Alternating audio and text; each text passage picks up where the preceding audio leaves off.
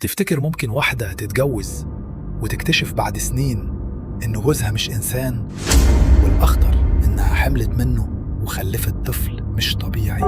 اشترك في القناة واضغط لايك وصلى على النبي علشان القصة الجاية يمكن تكون عنك. ويلا نبدأ الحكاية.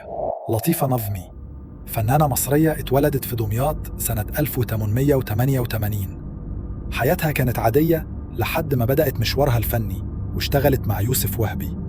حياتها كلها اتغيرت لما اتجوزت جارها اللي عرفها إنه دكتور، لكن فجأة بدأ يختفي أيام طويلة، ولما دورت ورا أوراقه لقت طلاسم وأسماء ستات، والمفاجأة إن كلهم ماتوا مقتولين.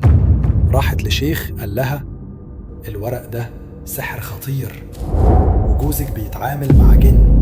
وبالفعل لما واجهته وشغلت قرآن في البيت جوزها اتسمر مكانه كأنه حجر.